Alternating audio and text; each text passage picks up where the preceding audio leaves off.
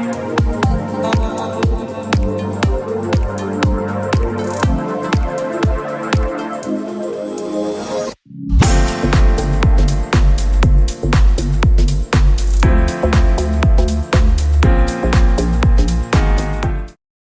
aqui a gente começa um novo episódio do Zoom na Fotografia, hoje com dois convidados. Primeiro, Pedro Martinelli, fotógrafo, documentarista, com 7 livros, 7 exposições, e Carlos Maranhão, jornalista, também muito conhecido, com 2 livros, também um profissional que busca escrever sobre pessoas, sobre suas histórias.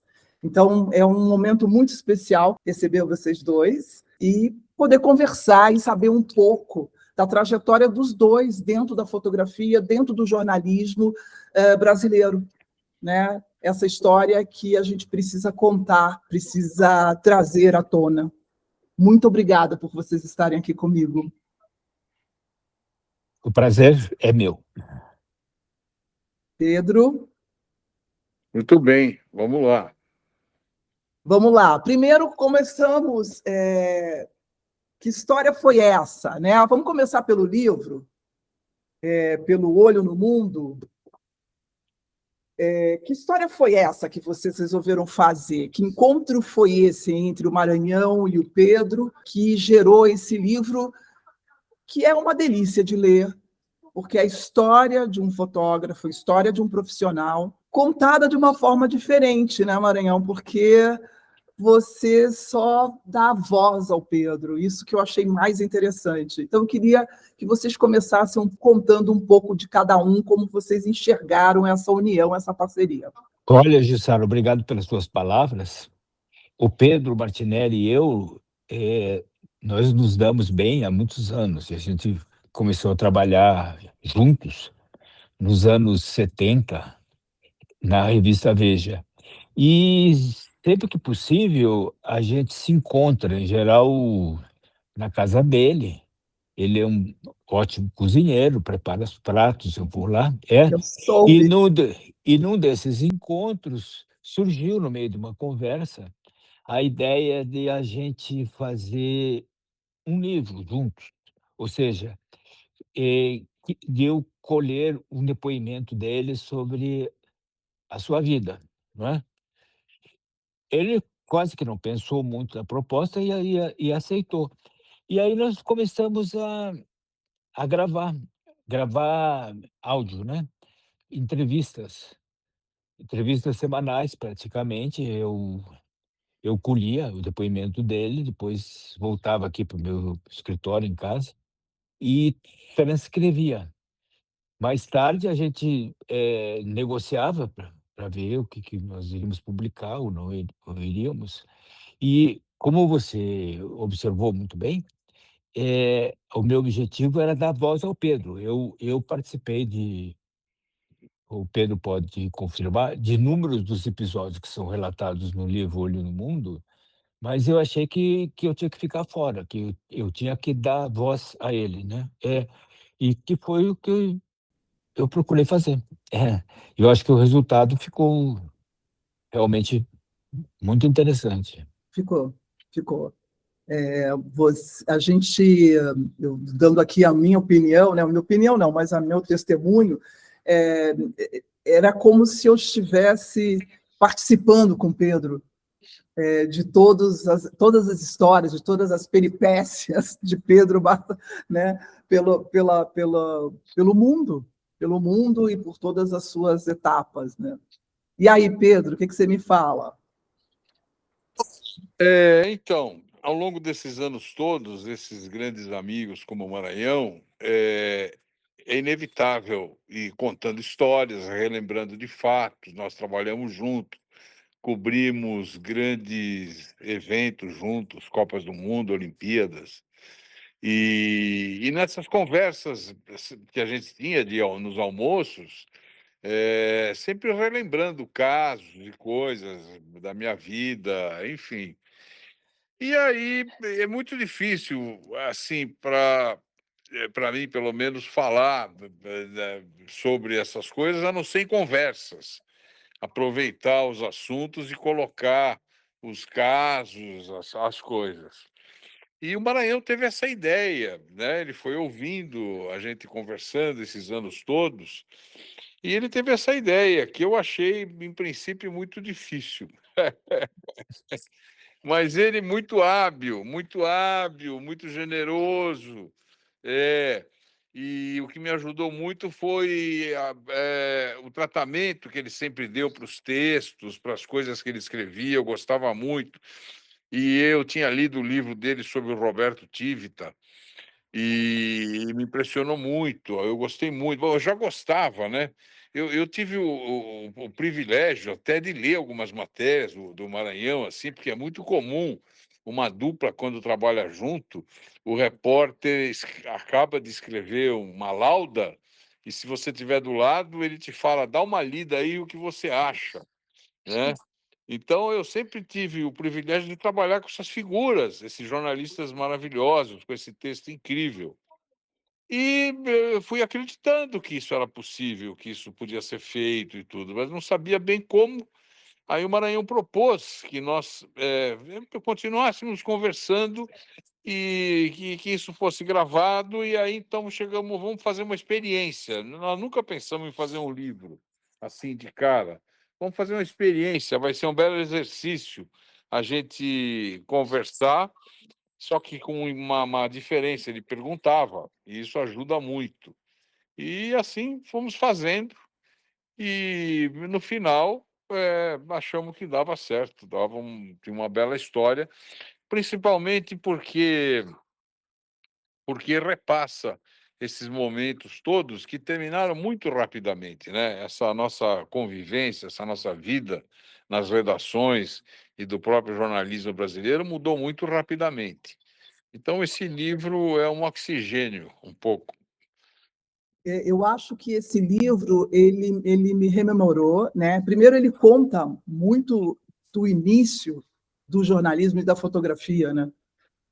E isso é uma das coisas que eu estou buscando com o videocast do Zoom na fotografia.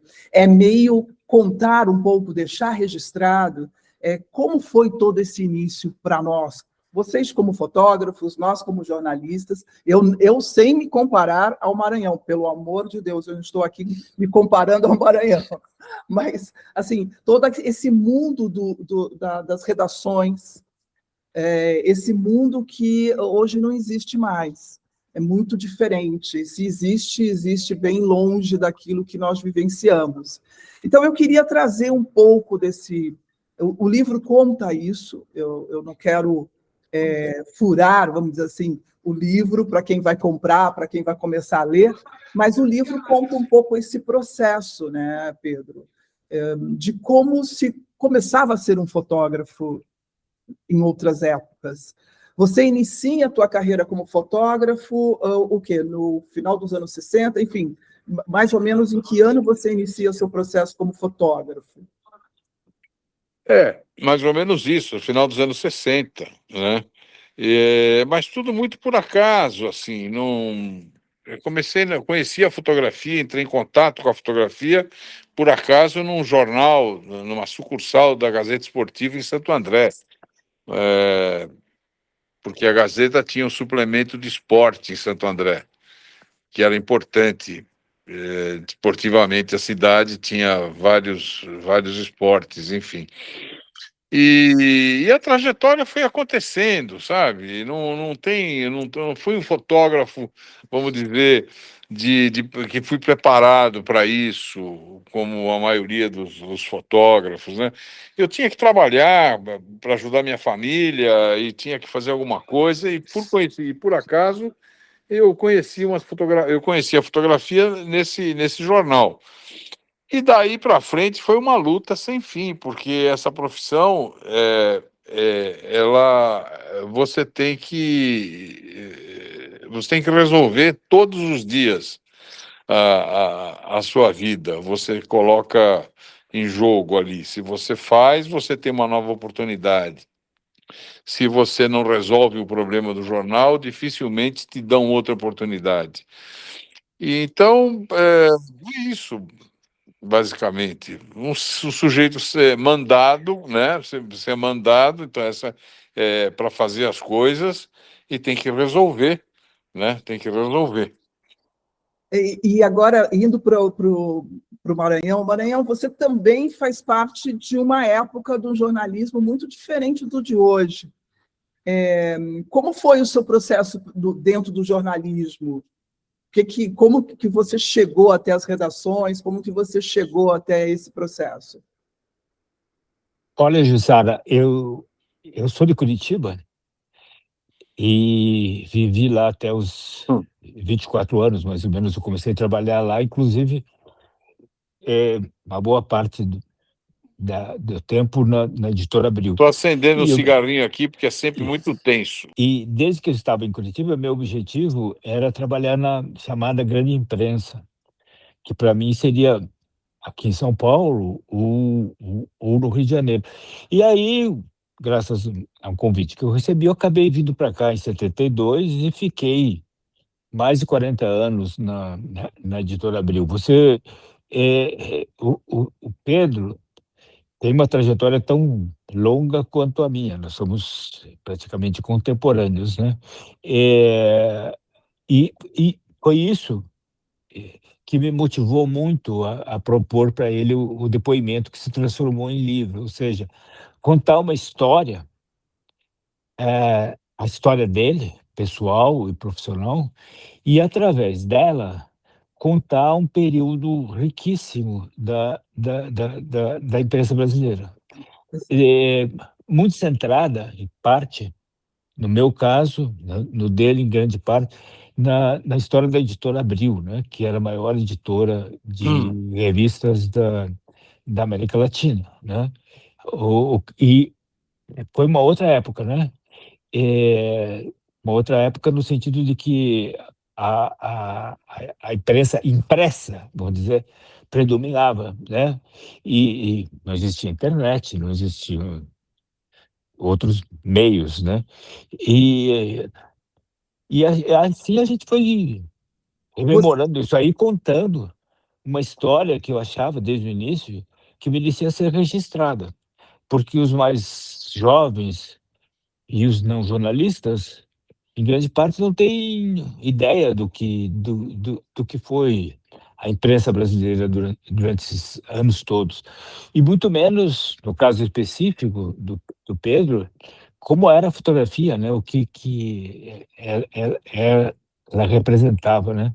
Só para dar um exemplo, a Veja, onde ele foi fotógrafo e depois editor de fotografia, tinha fotógrafos contratados exclusivos do Brasil inteiro, Porto Alegre, Curitiba, Rio de Janeiro, Belo Horizonte, Salvador, Recife, fotógrafos exclusivos. E aqui em São Paulo tinha 3 fotógrafos sempre, se revezando, né? E esses fotógrafos todos, eles trabalhavam com exclusividade para a revista e viajavam pelo país e pelo mundo. O Pedro é um exemplo disso. Ele cobriu assuntos importantíssimos, não é? Ele se referiu a Olimpíadas e Copa do Mundo, mas não só, quer dizer, grande parte da carreira dele se passou na Amazônia, né? Onde ele foi com 20 e poucos anos, no começo dos anos 70, enviado pelo jornal O Globo, onde ele trabalhava, para se incorporar à missão dos irmãos sertanistas Vilas Boas, que pretendiam fazer o primeiro contato com os chamados índios gigantes, né? Mais tarde chamado de Paranoás. E ele foi lá, você veja como era a imprensa, ele foi lá, ficou 2 anos, com o objetivo de fazer uma foto, o contato com os índios. E o jornal investiu nele, investiu pesadamente. Ele ficou esses 2 anos por conta do jornal o Globo, né? Que pagava tudo para ele e facilitava os deslocamentos que ele precisava fazer, com táxi aéreo fretado e tudo mais, até que finalmente ele conseguiu fazer a foto que tanto procurava, né? Que foi, evidentemente, foi a primeira página do Globo e depois foi publicado em vários livros, e que foi um momento muito importante da imprensa. E essa ligação dele com a Amazônia é um dos pontos mais importantes do livro, do depoimento da trajetória e da vida dele, até porque ele voltou inúmeras vezes à Amazônia, viveu lá praticamente para fazer trabalhos de documentação que renderam vários livros, como você citou no começo dessa nossa conversa. E no meio disso tudo, aconteceram vários episódios, quer dizer, várias coberturas importantes que estão no livro, desde cobertura de morte e eleição de papas, guerra da Nicarágua, né?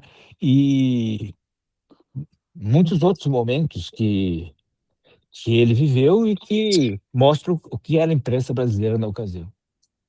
Pedro, a partir dessa descrição do Maranhão em relação a teu processo como fotógrafo, né? Você é um autodidata e, quer dizer, como você mesmo falou, a vida foi te levando, foi, né, oferecendo e você foi assumindo e enfrentando e resolvendo e trazendo os resultados que os jornais e revistas te pediam. E a gente sabe que era um processo muito... Você tem que trazer, se vira, né? Eu acho que uma das expressões que eu mais ouvi da minha direção é se vira, e vai e consegue e me traz resultados. Você, como fotógrafo, Pedro, o que pesava para você, ou você não percebia a responsabilidade que você estava assumindo? Fotografar fazia parte de um processo muito natural. O aprendizado, né, você não tem muito controle, você vai ficando, treinado, vamos dizer, de acordo com as situações. Essa que é a grande, eu acho que eu não gostaria de chamar de aventura, mas, assim, na verdade, essa vida de você todo dia ter um problema para resolver e não sabe, né, quando você acorda de manhã, o que vai acontecer da sua vida e onde você vai parar, essa sensação é que me levou esses anos todos a continuar tocando o barco, né. Eu precisava disso, dessa adrenalina, vamos dizer, né. Agora, as habilidades, elas foram sendo criadas, aprendidas no cotidiano, no dia a dia, nas oportunidades, e você vai aprendendo a virar um outro ser, de acordo com cada situação, né. Então, tem a parte técnica da fotografia, né, que não, você aprende no dia a dia e com os colegas, né. Eu vivi numa geração que de competição, pura competição, diariamente, porque trabalhava em jornal e nós nos encontrávamos nos acontecimentos praticamente sempre os mesmos, disputando, né. Esse é o aprendizado, né, o aprendizado de vida, essa presença de espírito, essa facilidade de poder de resolução, de como resolver os problemas tecnicamente e pessoalmente, é que você vai se formando ao longo do tempo, né, não tem uma escola para isso, né. Assim, a foto tem que chegar no jornal, né, em foco, de preferência, de preferência. Eu vou contar um caso, eu fui trabalhar na Gazeta Esportiva como office boy da gráfica, porque de Santo André eu vim para São Paulo, na Gazeta em São Paulo, para fazer qualquer coisa, mas o objetivo era a fotografia. Eu fui ser office boy da gráfica, né, trabalhava com os linotipistas, até conseguir ser office boy do laboratório. Então você vê como as coisas aconteciam. No laboratório, eu preparava as drogas para revelar os filmes, ia buscar lanche para os fotógrafos na cantina, e um domingo, um dos fotógrafos faltou, e eles remanejaram a escala e eu me escalaram para fazer um jogo no interior de São Paulo, né.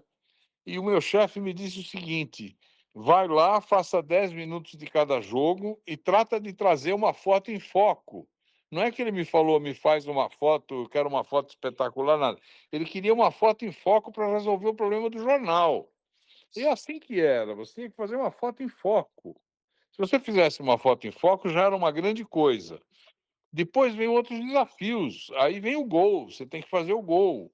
Se você não faz o gol, numa partida que acontecem 3 gols do seu lado, provavelmente você não vai mais fazer futebol, né? Você vai trabalhar, como o meu chefe me dizia, com colunista social, né? Ou vai fotografar um turf, né? Porque se você não traz a foto, eles pegam a foto do Photoshop do Jockey Club para publicar.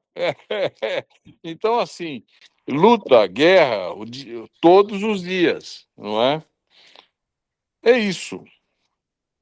Você vai se formando de acordo com os veículos. Essa fase de jornal é uma especialidade, né? Você ser fotojornalista, fotógrafo de jornal. Nos Estados Unidos, eles chamam de news photographer. É uma especialidade. Depois, quando você vai para a revista, como eu fui para a Veja e para a Placar e outras onde eu trabalhei, aqui é genérico, mas nos Estados Unidos chama Magazine Photographer, é um fotógrafo especializado em revista, que são outras coisas. Você tem que ter outras preocupações, além de fotografar, tem que ter conhecimento de um pouco de diagramação, de como é montada a paginação de uma revista, né? O fotógrafo de jornal, não. Ele é o fotógrafo de uma foto, é a foto do dia. A foto do dia. No dia seguinte, no outro dia, já não vale mais nada aquela foto. Já a revista, uma revista mensal, a cabeça tem que funcionar com esse time, entendeu? Uma revista semanal, as tuas fotografias elas têm que ser muito mais duráveis, né? O olhar de um fotógrafo de revista é outro, completamente diferente. Ele não vai mais disputar com os fotógrafos do jornal, né? Enfim, e isso tudo é um aprendizado. E é dentro das redações, em revista, que você aprende, que você tem tempo para entender o que é revista, como é o leitor, como funciona isso. E isso é a convivência. Com o Maranhão, por exemplo, nós convivemos juntos. Vocês se Então, conheceram na Placar? nós nos conhecemos na Veja. Na Na Veja. Veja. Né? Então, Porque o Maranhão ele passou pela é Placar, pela Veja, pela Playboy, e depois foi pela para São Paulo, Playboy. Maranhão. E a Veja São Paulo, onde fiquei a maior parte do tempo, né? A Veja São Paulo 26 pertencia anos. e pertence à Veja. Mas eu acho que é importante destacar que, no caso da história do Pedro Martinelli, ele não foi um brilhante fotógrafo apenas nessas coberturas que nós citamos, ou seja, na cobertura que ele fez na Amazônia, né? Olimpíadas, Copa do Mundo e tudo mais. Ele foi um grande fotógrafo de acontecimentos importantes, como, por exemplo, as pessoas certamente se lembram pela história, os 2 grandes, terríveis incêndios que aconteceram em São Paulo, do Joelma e do Andraus antes, né, que morreram ao todo centenas de pessoas. Ele morava relativamente perto e foi avisado e saiu correndo para fotografar e fez fotos que estão no livro mostrando isso tudo. Mas não só, ele além disso tudo, ele se destacou como fotógrafo de nus na Playboy, ele teve uma passagem importante, e Essa como eu não fo sabia. Essa foi sim, novidade. ele fotografou, 10 anos de fez Playboy. sim, ele fez vários ensaios quando ele era, diretor do estúdio da fotográfico da Abril, e ele ficava à disposição das revistas que requisitavam seus serviços. Né, junto com Playboy, ele fez muita moda, né? E coisa que ele nunca tinha passado pela cabeça dele, até que ele começou a fazer moda para revista Manequim, que era uma revista que tinha a Foi imagem. a primeira revista de moda no Brasil foi a ex- revista Manequim. Exatamente, e que era, podemos falar, que era um pouco mal vista assim, pelo mercado publicitário. Ela não tinha quase anúncio, porque diziam que era revista de costureira, mas ele tinha que fazer Porque ela vinha fotos com os moldes com os juntos. moldes, né? Mas ele tinha que fazer fotos É. muito exatas para mostrar exatamente como ia ficar a roupa, né? Mas aí depois talvez ele tenha cruzado com você, ele fotografou para outras revistas como a Elle. Isso. Ele fez muita coisa para a revista Elle, não só aqui no Brasil, mas ele trabalhou muito para a Elle na Argentina, né? Tinha edição da Elle Argentina. E isso fez dele um fotógrafo múltiplo, completo, né? Você tem o jornalismo, propriamente dito, as coberturas, né? Os ensaios, no caso de Playboy, que é um outro approach, né? E moda e tudo mais. E tudo isso está no livro. Depois que eu terminei o livro, em que o Pedro coloca, eu sou, na verdade, um fotógrafo documentarista, e nisso me fez lembrar a experiência que nós tivemos junto, que foi o Rodeio de Barretos.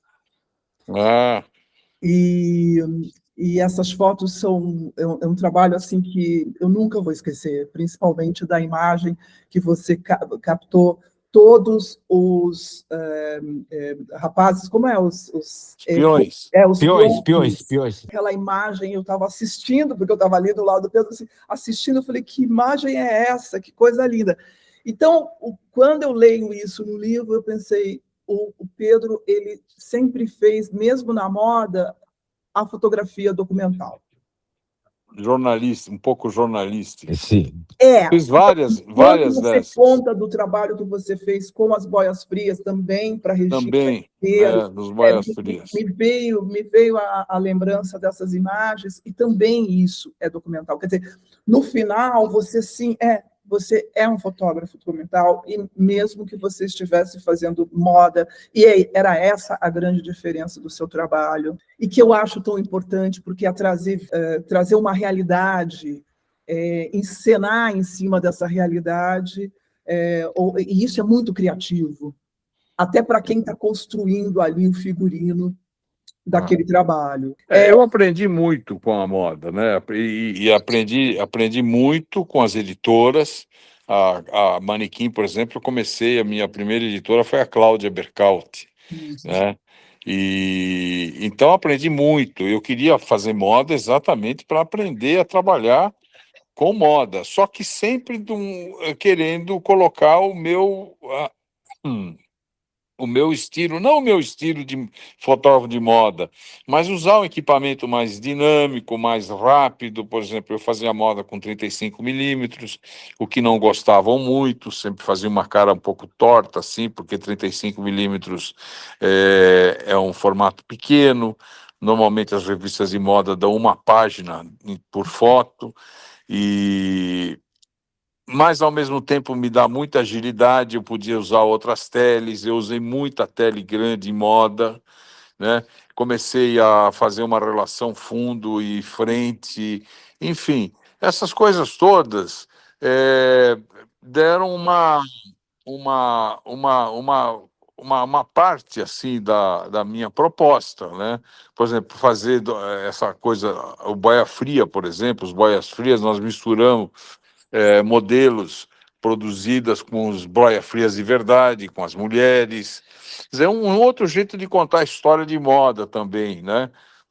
Com mais informação, e não só a roupa em si, a modelo em si. Enfim, isso foi muito bom.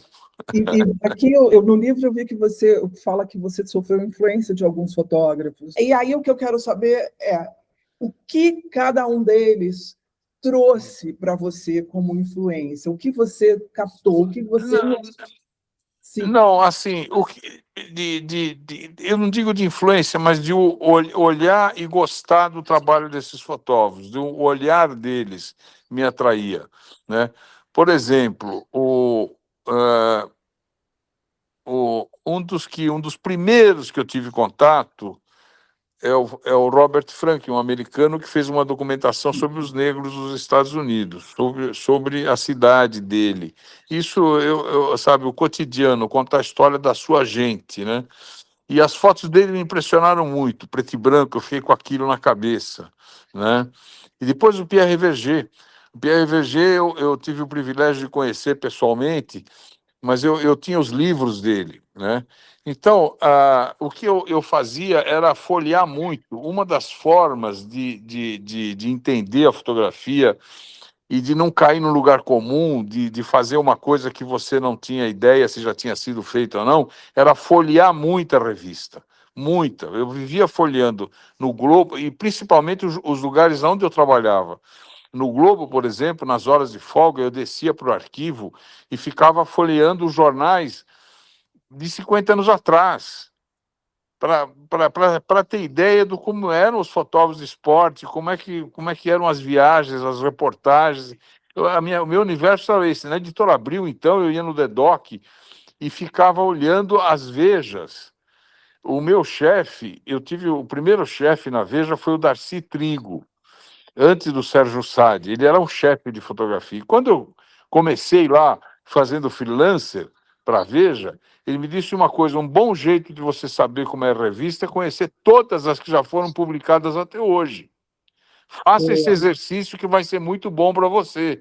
Então eu ficava, as revistas encadernadas, eu ficava vendo todas, desde a fundação da revista.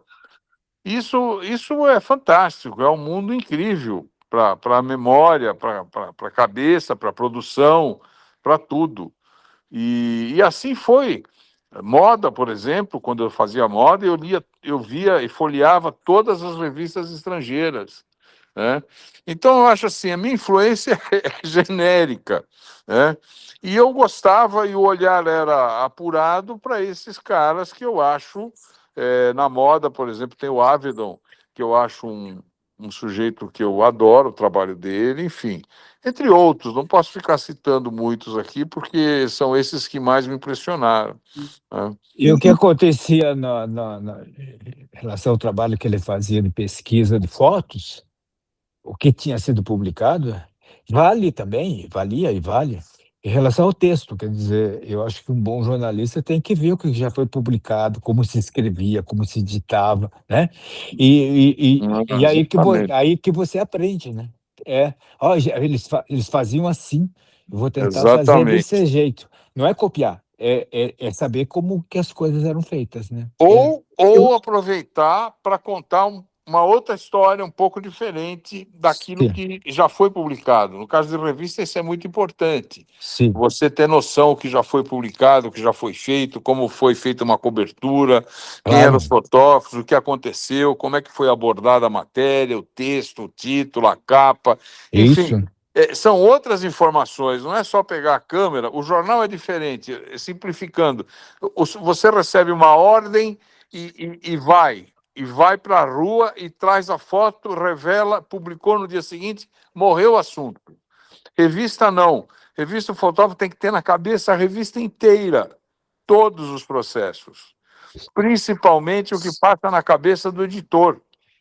É o contrário, o editor, você tem uma conversa com o editor, o que ele pensa, o que ele imagina de foto, como é que ele imagina uma foto para ilustrar a matéria dele, como é que ele imagina a capa, você ouve sugestões dele, né? Isso é fundamental, é um trabalho muito mais elaborado, entendeu? exatamente. É muito mais de cabeça do que de impulso.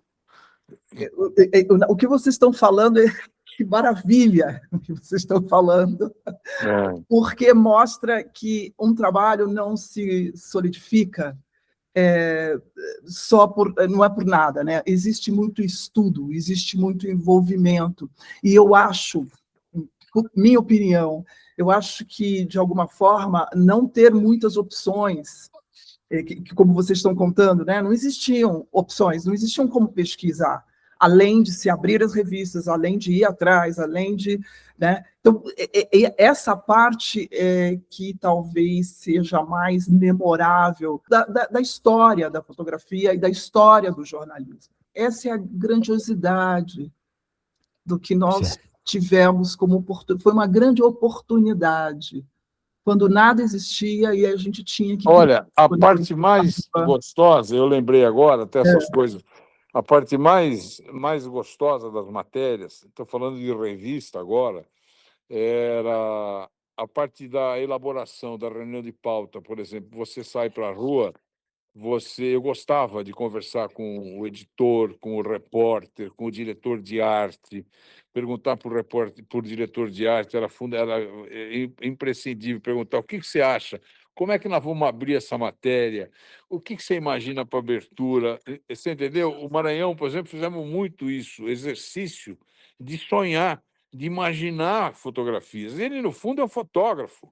E por isso que ele tem essa noção de fotografia. Porque quando o repórter, o texto, começa a pensar em imagem, né, é genial, tanto para o fotógrafo quanto para ele, para o texto, tal. Então, assim, a matéria começa com sonhos, propostas. Que tal uma foto assim? E se a gente fizer isso? E uma foto assim? E não sei o quê? O que você acha? Pá? E isso é o máximo. Você vai para a rua com tudo isso, e aí entra o, o imprevisto, o seu olhar e a capacidade de resolução de cada fotógrafo. Com ambição de fazer tão bem ou até melhor. Ele, da mesma forma que aprendeu muita coisa, vendo Com o coleções celular de, na mão aqui e coleções de começa a falar essas revistas. coisas, eu fico ansioso, preciso fumar um cigarrinho. Sim.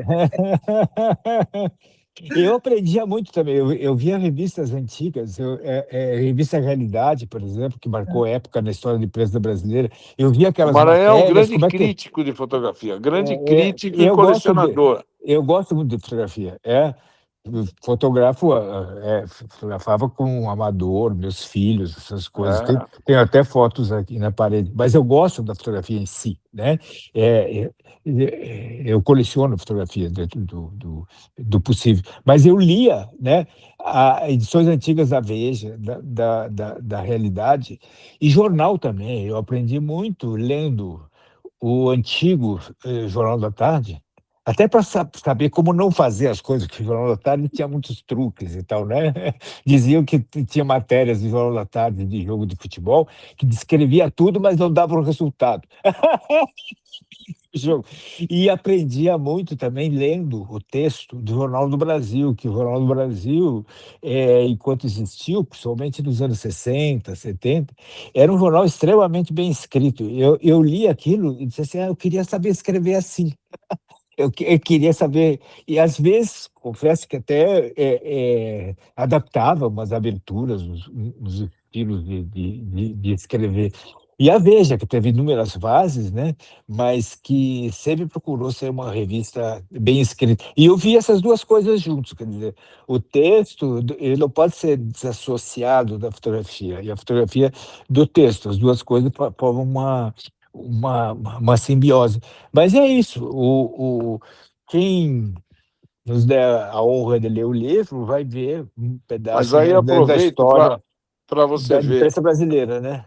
Desculpa, Maranhão, mas é que mudou o olhar tanto para quem faz como para quem lê. Mudou. É outra coisa. As nossas preocupações eram preocupações absolutamente é, de um refinamento absurdo.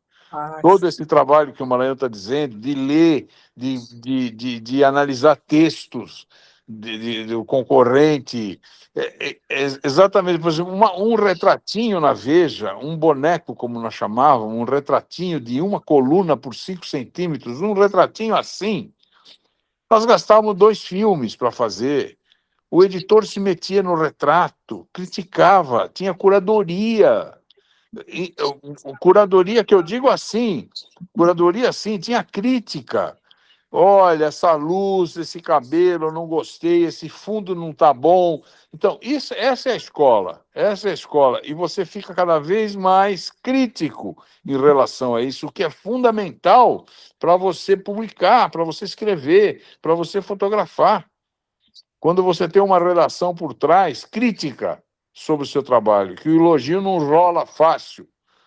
O elogio era uma coisa que praticamente não existia, nunca, ninguém me falou na revista, em todos esses anos, eu me lembro de pouquíssimos elogios, pouquíssimos elogios. Eu digo sempre que eu não gosto de elogios, eu prefiro as críticas. Ah, claro, Porque por isso elas que é que vão fazer você na pensar, Veja, parar. na Veja, quando eu era editor ou como fotógrafo, a vida era muito justa. Era muito justa, muitos reclamavam, mas eu adorava essa justeza, adorava. Por exemplo, eu falo do Hélio Gaspari no livro das nossas discussões sobre a fotografia, sobre o departamento, quando eu era editor, e aquilo parecia uma relação dura, e era mesmo dura, mas eu adorava aquele exercício que ele fazia comigo, adorava. Eu me sentia bem com aquilo, com essa justeza, entendeu? Eu sempre tive vontade de percorrer toda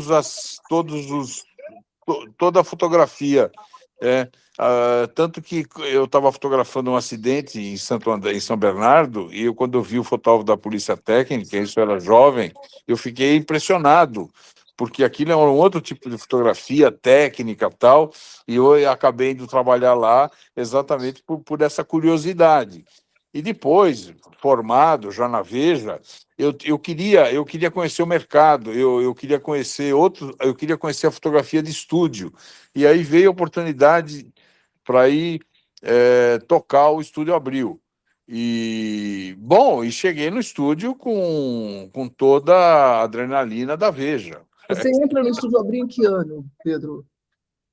Puta, agora você me pegou. Eu acho que eu entrei em 85, cheguei no Estúdio Abril. 85.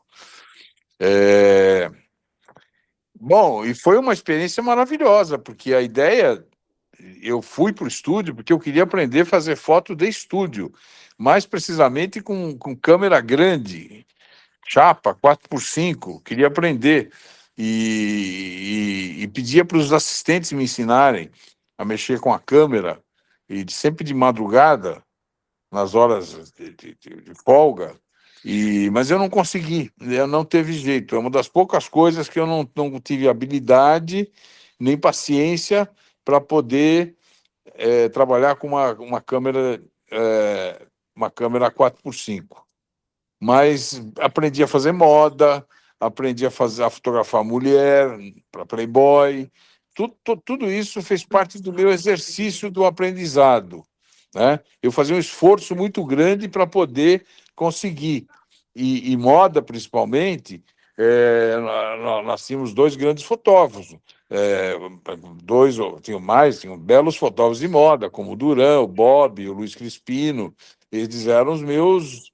Eu queria fazer, mas sempre colocando a minha contribuição, que era como eu fazia jornalismo. Sempre na moda teve uma ponta do jornalismo e da documentação, né?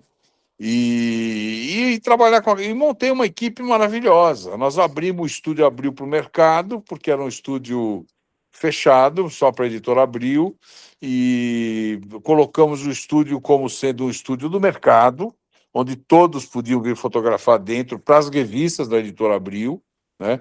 Então, ao invés dos fotógrafos irem levar as matérias das revistas para os seus estúdios, eu fazia o possível para que eles viessem fotografar dentro do estúdio. Com isso, nós formávamos os nossos assistentes, né, que eu colocava os assistentes do Estúdio Abril para assistir esses fotógrafos que vinham fotografar dentro, os freelancers, né?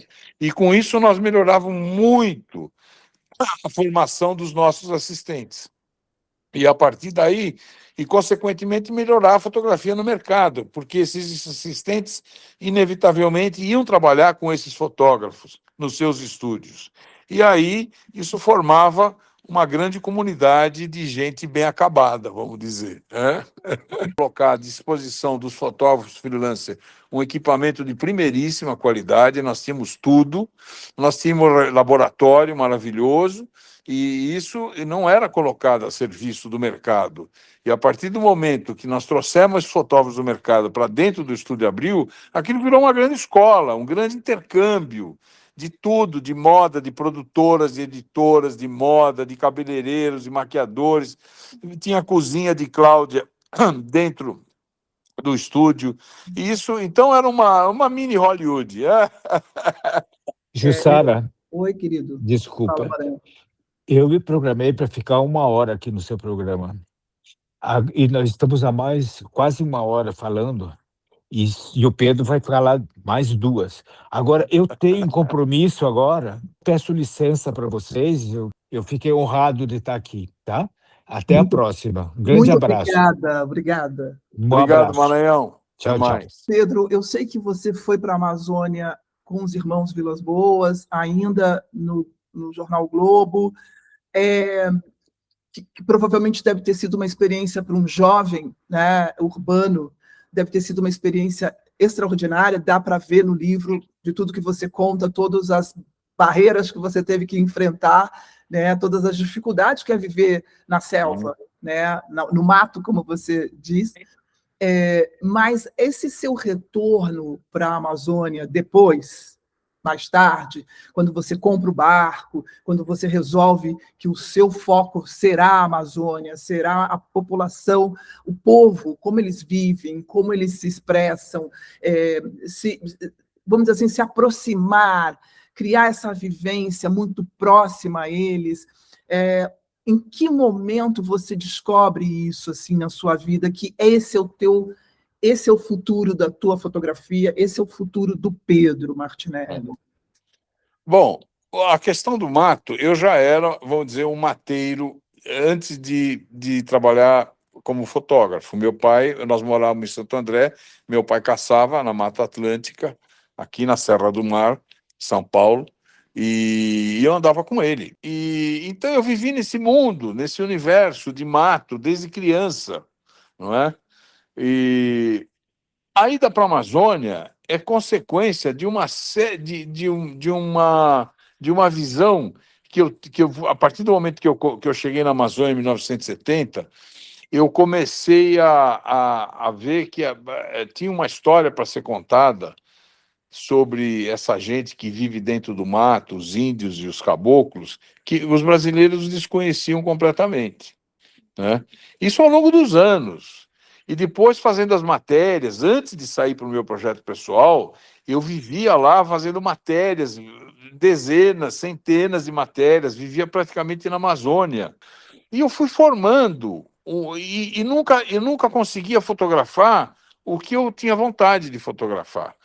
E os temas que eu enxergava, que eu não conseguia fotografar, foram ficando na minha cabeça, foram criando um grande arquivo, uma grande pauta, né? Uma grande pauta que eu me propus um dia a falar, eu vou sair e vou tocar só essa minha pauta, que é fazer uma documentação sobre a Amazônia, sobre o homem da Amazônia, né? O povo das águas, que como chama o livro, Amazônia e o povo das águas. Essa gente que mora naqueles confins deslumbrantes e maravilhosos, que não se tem informação. E algumas coisas me inquietavam nessas idas, como nasce uma criança naquela distância, como cria, como come, como vive. Essas questões, para mim, sempre foram muito importantes.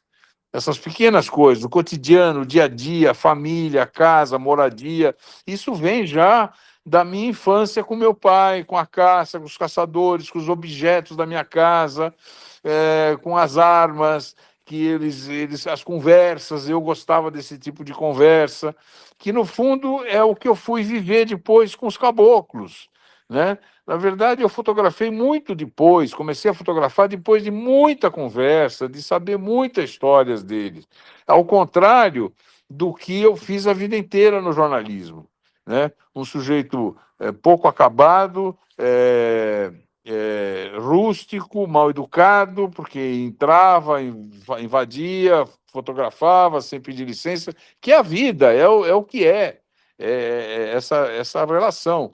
E já na Amazônia, absolutamente ao contrário, eu passei a ser outro ser, muito mais civilizado, educado, porque o caboclo me deixou assim, né? Necessidade de poder entrar em contato com esses caras, de poder chegar perto e de poder conviver com eles, né? Então, isso foi um aprendizado para mim, né? E que começou lá com Cláudio Vilas Boas.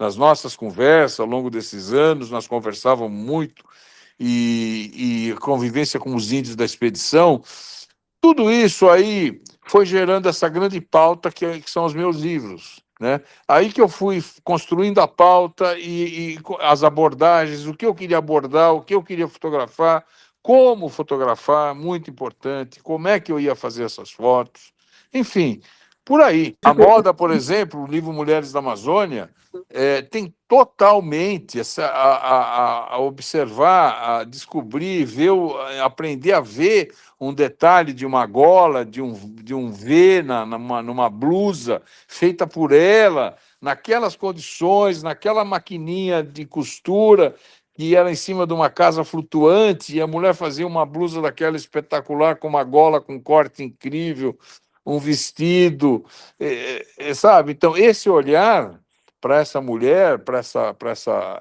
esse lado, vamos dizer, mais fashion, né? Veio com as minhas editoras que me ensinaram a enxergar isso, né?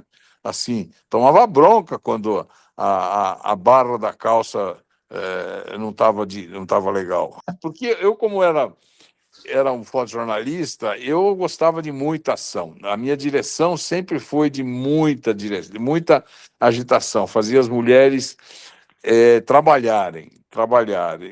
Não deixava posar. Assim, ela tinha que estar sempre em movimento, correndo, ação, pulando, sem parar, não dava tempo de arrumar. Ficava arrumando a mulher assim, olha, fica assim, isso aqui, patatá. Não, toca a vida.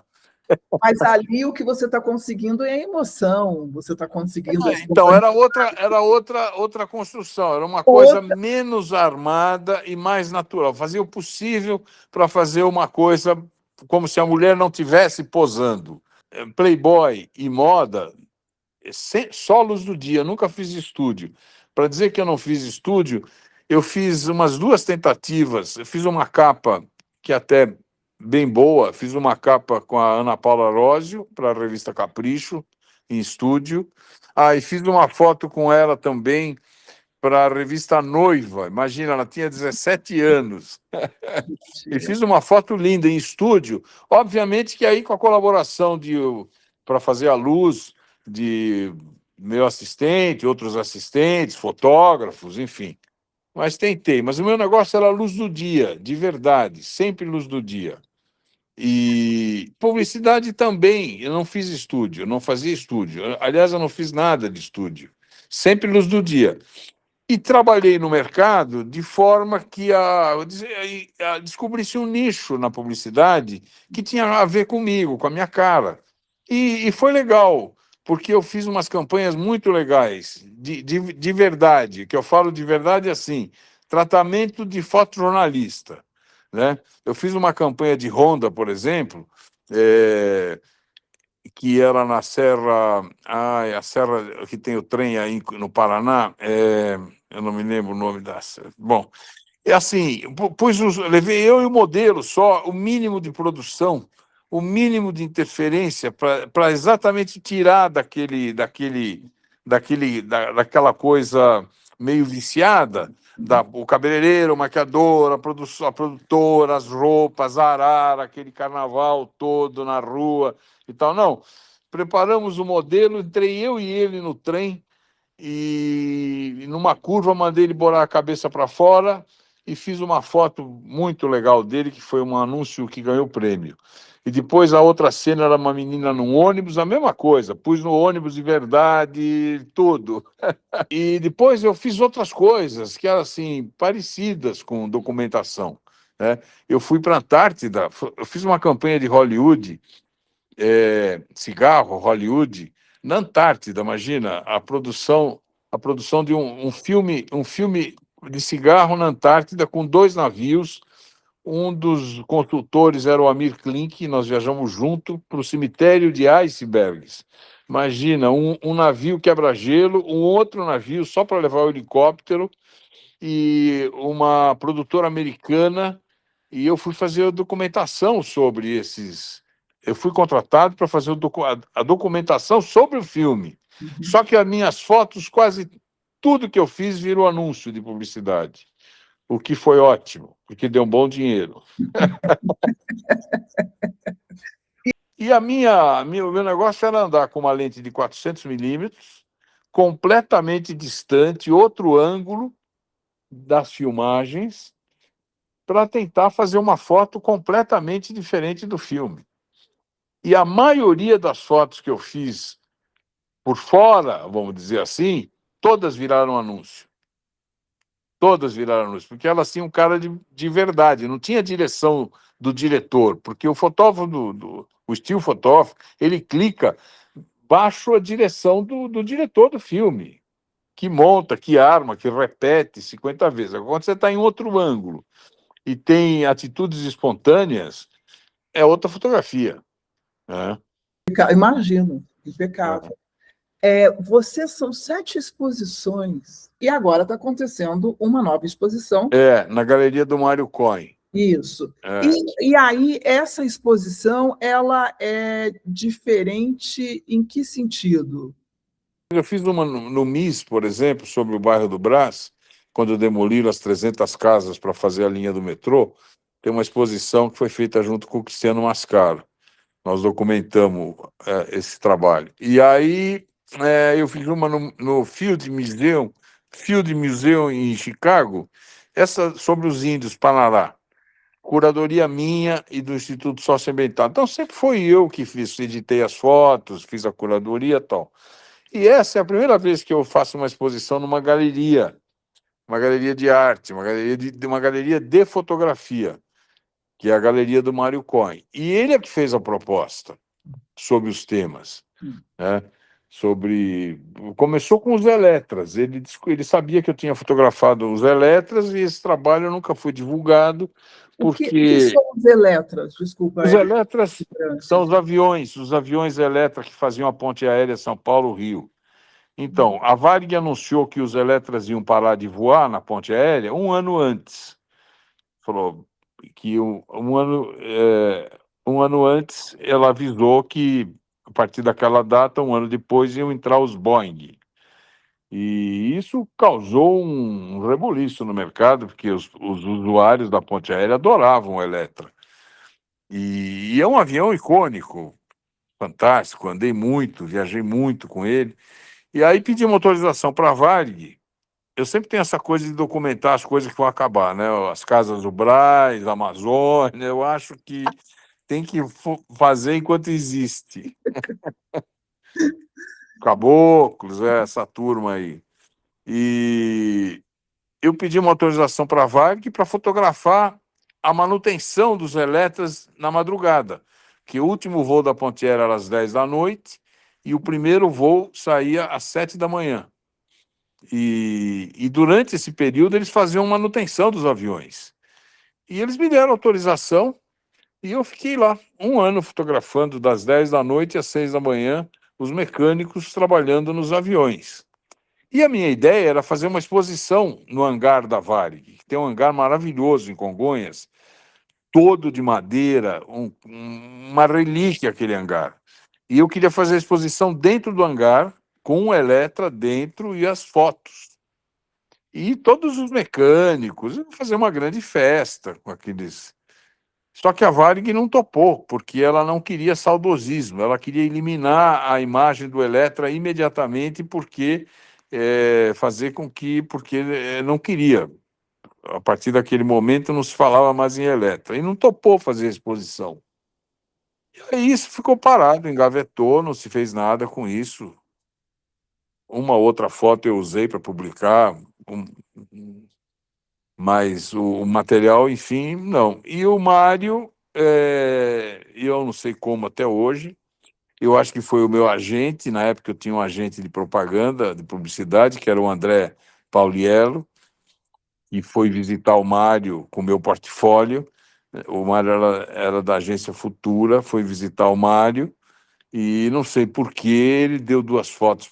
Tinha esse material, como tinha que ter um trabalho pessoal no portfólio, para não ter só o que eu já tinha feito de propaganda, o André falou, vamos colocar algumas fotos de trabalho pessoal, seu projeto pessoal, sem publicidade. Eu falei, tá bom, então vamos botar essas fotos do Eletra. Pô, vamos pôr esse ensaio do Eletra. Aí pus umas fotos, e eu acho que só pode ter sido o André que deu as fotos para o Mário.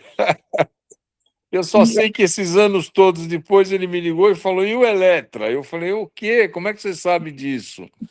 Aí ele falou, posso ver o material? Você tem algumas coisas para me mandar? Eu falei, te mando. Eu reproduzi com o celular algumas cópias, mandei para ele, e aí que tá, né? Você vê o que é um editor, né? Um olhar diferente para o material, que é isso que é importante, é um curador desse tamanho, descobre o tema, edita, e ele, tudo Mário Cohen. Ele editou as 10 fotos que estão na exposição e resolveu fazer uma coisa inédita, juntou com mais 10 fotos de Amazônia. Esse aqui é genial dele. Descobriu uma linguagem entre os dois temas que não tem nada a ver uma coisa com a outra. E ficou bárbaro, eu adorei. a coisa que mais me doeu no livro O Olho no Mundo foram que as fotos eram pequenininhas e eu queria muito me aproximar para poder enxergar melhor Ah, enfim, mas a história é muito maravilhosa, Pedro. legal, Ela, obrigado. ela me deixou emocionada, ela, É, ela me fez entender porque eu amo a fotografia. Estou até emocionada agora, porque assim, ah, eu adoro o seu trabalho, acho hum. você um grande homem, um grande fotógrafo. Foi muito Obrigado. conhecê-lo melhor no livro, foi maravilhoso. Nada, viu? Isso aí é um ofício. Nesse caso, o meu ofício é maravilhoso por essa coisa, você não sabe o que vai acontecer no dia seguinte, entendeu? Essa que é as pessoas falam muito de aventura, né? Aventura é essa, você pisa no jornal e fala assim, meu Deus, aonde será que eu vou hoje? O que que eu vou fazer hoje? Podia ser uma reunião, podia ser um jantar do Rotary, é, Mas poderia ser uma guerra, ou né? Quer pode dizer, ir para a favela, ou um executivo na Paulista, tem que fazer um belo retrato de um executivo na Paulista, tem que se fardar de acordo para entrar no escritório desse, tem que mudar o comportamento, tem que ser outro cara, tem que representar, tem que ser meio ator. É genial, é genial. E tem que e também falar o caboclês, tem que lidar, e e principalmente você tem que lidar com o outro, porque você não é exatamente. só o fotógrafo, você está É. captando a imagem de alguém, Não, e esse alguém tem que ficar muito à vontade no processo. e é um grande exercício. Na Veja, o editor chegava na sua mesa, punha a pauta, uma lauda com 4 linhas escritas. Preciso fotografar esse cara. E colocava as informações básicas, com aquilo ali. Aí você podia pegar, ir lá e falar com ele, mais detalhes, tal. Mas e o telefone dele? Então, isso era um exercício genial. Você pega o telefone, você liga para o cara, e você conversa com ele, e você marca, e você explica o que você quer fazer. Esse é um grande exercício. E você chega nesse dia no escritório e você. E é assim, ó, o meu chefe dizia: eu não quero uma foto. Se eu mandar a minha mãe fazer essa foto, o sujeito vai pegar o telefone e vai fingir que está fazendo uma ligação, ou vai pegar a caneta e fingir que está assinando um papel e olhando para você. Essa foto nós não queremos. Combinado? Então você tinha que tirar o cara do escritório, arrumar um fundo, uma luz, uma coisa legal, convencer ele de tirar ele da sala dele, em alguns casos levar para a rua para fazer uma foto completamente diferente, como eu te falei, revista era outra coisa, né? E, enfim, então eram os exercícios diários. Imagina. Então só não são os grandes acontecimentos. No livro praticamente tem as grandes histórias, mas essas pequenas do dia a dia, o retratinho, o sujeito que matou, a mulher, não sei o quê, a batida do carro, um trabalho de investigação. Quantos anos, Pedro? Quantos anos foram? Eu comecei com 18 anos, 19 anos, 18, acho que 17. Na Gazeta eu tinha 17 anos, quando eu cheguei na Gazeta para perguntar se tinha algum trabalho. E aí que eu conheci o fotógrafo na Gazeta. O Chico foi o primeiro, onde eu vi a primeira fotografia sendo revelada. Essa coisa mágica do laboratório, da fotografia aparecendo, é que me deixou. Daí para frente eu não queria fazer mais nada. Mas aí começou a grande aventura, vamos dizer assim. Porque aí eu fazia casamento com o Chico, eu ia nas festas, eu ia nos jantares, fazer colunista social, como assistente do Chico. E aí já pegava a câmera, já fotografava, já revelava, e começou. De lá para cá, não parou mais, só... Mas você disse que não quer mais fotografar? O meu veículo é papel, é foto impressa. Eu preciso de veículo, preciso de publicar em jornal, revista, não tem mais, acabou. E ninguém paga mais nada, ninguém te encomenda mais nada, não tem mais essa necessidade, vamos dizer. A fotografia virou uma coisa, nada, qualquer coisa. Você vê a Copa do Mundo, tá aí. Você pega os dois grandes jornais de São Paulo, a Folha e o Estado, os dois dão a mesma foto de uma agência, da Associated Press ou da France Press. Quer dizer, não tem mais preocupação. Antigamente, eu cobri 5 Copas do Mundo. O Globo mandava 6 fotógrafos para a Copa do Mundo. O Estadão, a mesma coisa. A Folha, todos esses grandes mandavam 5, 6 fotógrafos Mas você para a também Copa do Mundo. fotografou da televisão. Eu fotografei a primeira da televisão, em Santo André. Essa história. Porque não tinha. O jornal que eu trabalhava, o Diário do Grande ABC, não tinha acordos, contrato com agências internacionais para receber material, texto e foto. Não tinha. Era um jornal de cidade do interior. E a final da Copa do Mundo, de 70, decidiram que podia fazer fotos pela televisão. E eu fiz as fotos pela televisão. Bela, olha, que histórias, são histórias Imagina. Enfim, uma vida deliciosa, essa que é a verdade. Uma vida rica. Sem reclamação. Nenhuma. Pedro, muito obrigada, Pedro. Foi uma delícia. Obrigado, querida. Muito obrigada. Muito obrigada. Até mais. Tchau. Tchau, um beijo. Beijo.